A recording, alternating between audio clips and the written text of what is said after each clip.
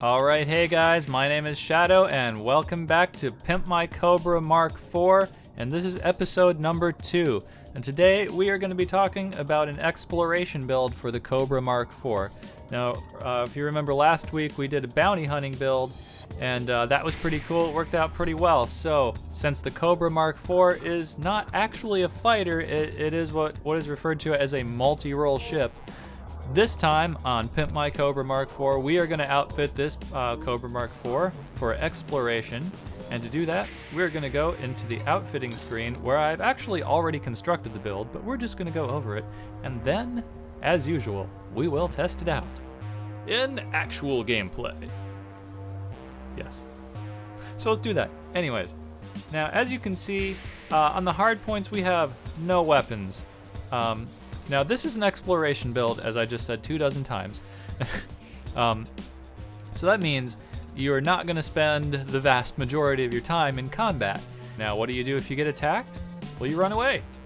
Yeah, you run away. So let's go over what we have for equipment on this build. So you can see for medium and small hard points we have nothing.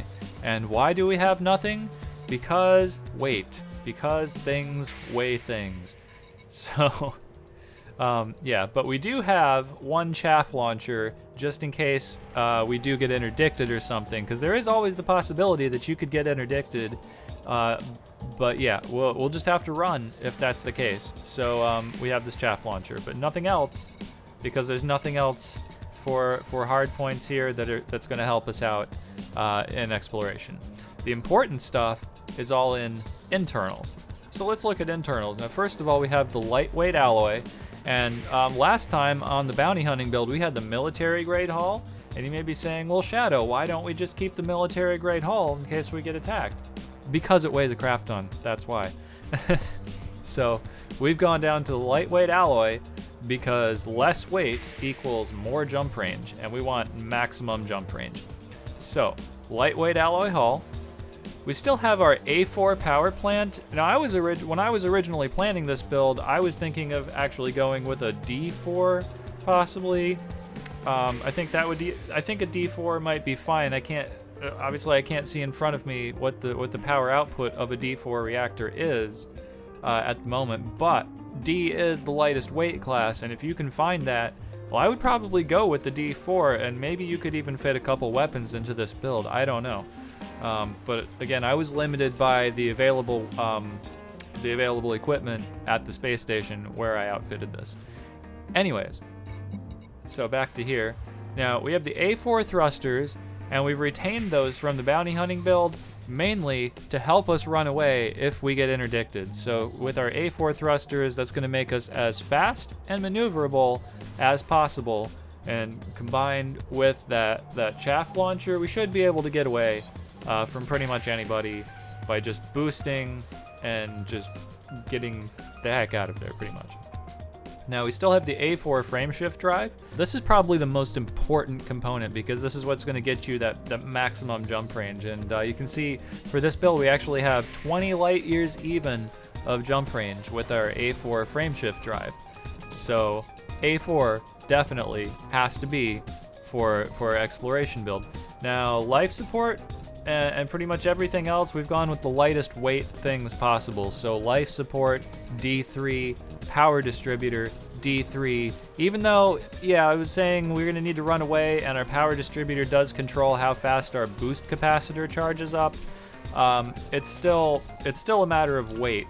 So we can look at the A3, and yeah, it's not that much less jump range, but it's 0.21 light years less, and I'd rather have the increased jump range than to be able to use my boost more often on the off chance that I get interdicted. Not to say that I'm never going to get interdicted. You will probably see me get interdicted 12 times in this video, but we'll just take our chances and see what happens. I think it's going to work, so let's just watch and find out. How about that? Anyway, so sensors, same deal, D3, lightweight, and we've actually removed the A4 shield generator, and we've actually gone with a D3 shield generator, again, because lightweight, and we're not going to be spending that much time in combat. We're going to be just out cataloging systems, using our discovery scanners and stuff, which we'll get to in a minute, and we won't really need a shield generator. So lightweight, but we do need it just in case we get interdicted, because I mean we don't want to just be taking hits on our hull, because now we really don't have the hull to be just taking hits on it.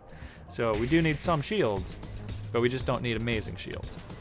Anyways, so this ship comes default with one C4 fuel tank, which is 16 tons of fuel. So I've actually added another 16-ton fuel tank, another C4 fuel tank, for a maximum of 32 tons of fuel, and I think that'll be pretty good. Now you could conceivably leave this off and even get a little bit more jump range. You can see if we sell this, we actually get another 1.17 light years jump range, and we do have an A4 fuel scoop on this ship. So yeah, you know what? This is really a matter of your personal preference. Do you want that extra 1 and change light years, or do you want to be able to jump farther without having to stop and refuel? I would like to jump farther, or we'll jump for more times basically without having to stop and refuel. That's my preference. And then when we do actually run out of fuel, we have our A4 fuel scoop, which is the largest and best fuel scoop that we can put on this ship. Again, that is an absolute necessity for an exploration build. So the two most important things for this build, I would say, are the A4 frameshift drive and the A4 fuel scoop. Now, right below that, we have a G4 vehicle hangar. Now, if you're doing exploration, you're probably going to want to do stuff like stop on planets that are airless worlds that you can land on, and just have fun driving around on them, because that's part of exploration. Exploration is seeing new places and doing new things. Now, we have the G4 because that will allow us to carry 2 SRVs. Now, you could go with a smaller vehicle hangar and just have 1 SRV, but then you're going to have to be really, really careful with it. Now, for our next thing, we have an auto field maintenance unit. Now, this is just in case something happens, like, well, say we get interdicted, our shields go down, and we take damage to a module. Like, what if our fuel scoop gets damaged, or what if anything? What if anything gets damaged, and we're thousands of light years away, and we can't just pop back to a space station to repair it? Now, hull damage is one thing, there's nothing we can do, but like if our fuel scoop goes down, well, we're pretty much boned at that point. So that is why we have our auto field maintenance unit. Now, we already talked about the D3 shield generator, and we just have an E3 cargo rack for 8 tons of cargo. You never know what you're gonna find. Honestly, you never know what you're going to find when you're exploring. It's not that we're going to be transporting things on a regular basis. It's just that, again, we don't know what we're going to find, and we may find something that we want to take with us, or we want to bring back and sell. You never know. So, cargo rack. Now, the next couple of things are also pretty crucial to an exploration build, because this is really what's going to enable us to make money exploring.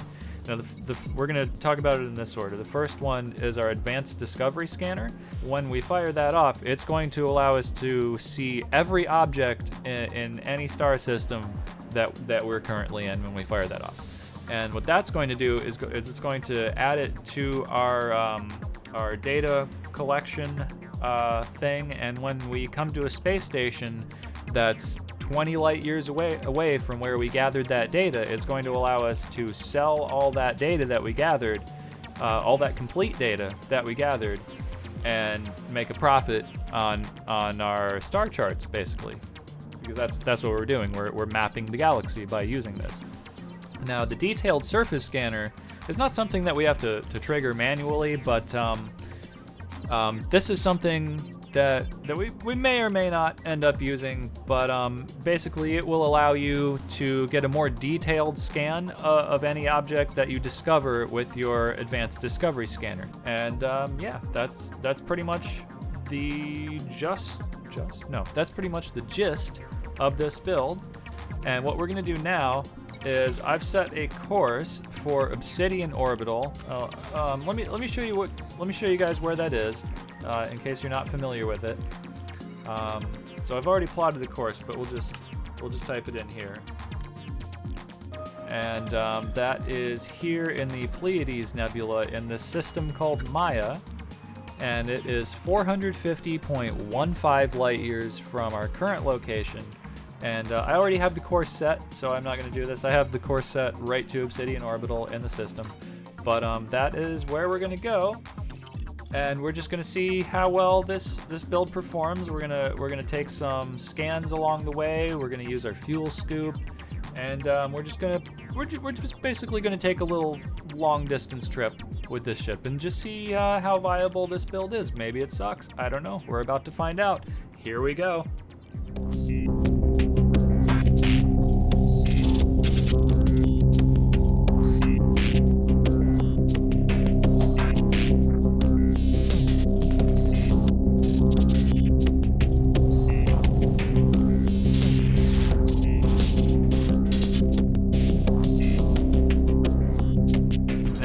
Just to save time, we're going to use the Discovery Scanner while we're using the Detailed Surface Scanner and just see what happens. Okay, 4 new objects in this system. Now, I'm not actually going to fly up to each object and do a detailed scan on it, but if you wanted to, you could come over here to your navigation menu, and each one of these things here that says Unexplored is some kind of object that you can fly up to and just use your Detailed Surface Scanner on it if you are so inclined to do that. I'm not going to, but that is what it's for, and you can do that if you want to. So let's resume our course again.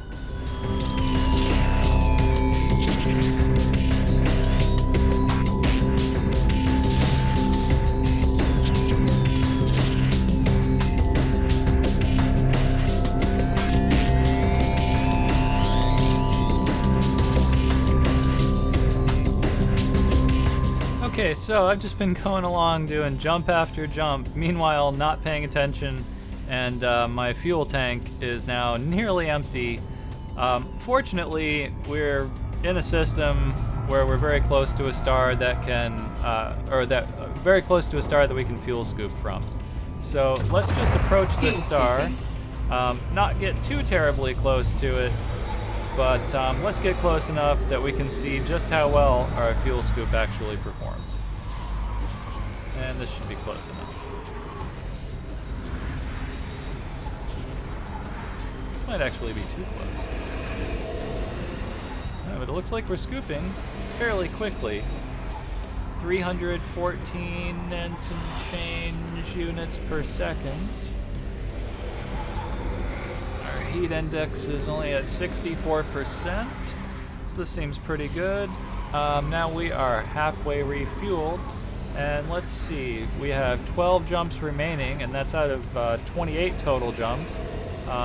So we're more than halfway there. So we shouldn't actually need to refuel again before we reach Obsidian Orbital.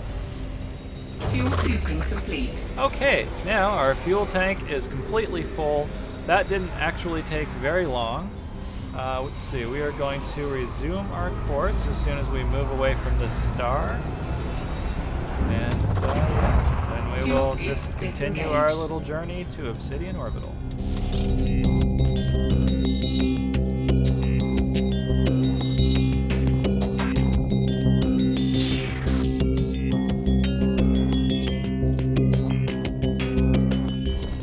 Now we've just come out of the Ares Dark region, and we've just entered the Pleiades sector. So that means we're actually getting pretty close to our destination. In fact, we're only 6 jumps away from the Maia system, where we will find Obsidian Orbital. So let's keep going.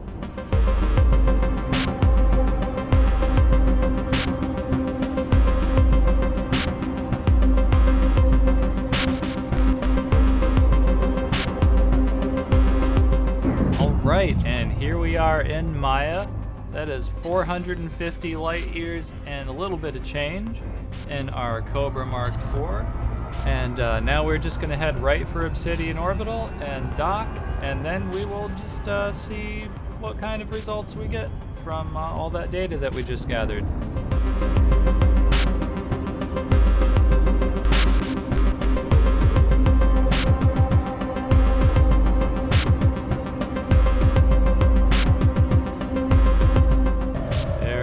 Look at closer and dock. Now, if you were wondering why space looks all kind of reddish like that, well, that's because we are actually right in the heart of the Pleiades Nebula. And that is nebular gas all around us, being illuminated by a couple of different stars.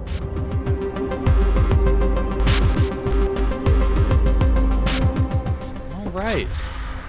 I would call that a successful trip. We made it in one piece. We didn't even get interdicted a single time, so I think that no weapon strategy worked out pretty well for now.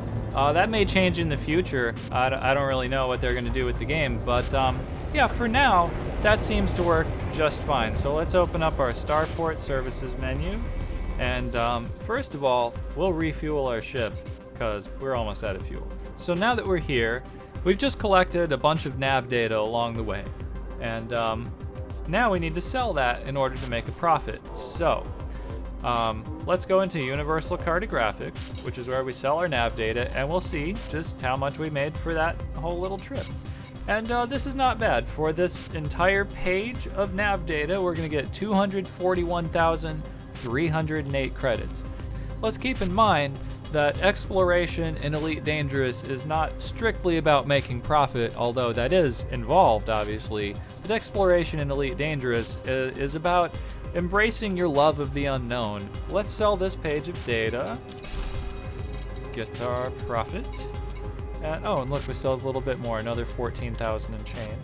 Okay.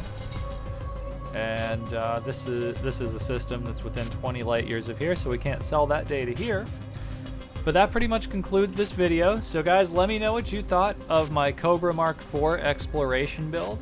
Let me know what you thought of the video in general. Let me know what kind of builds you guys are using for your Cobra Mark IVs. Let me know what kind of exploration builds you guys are using in general.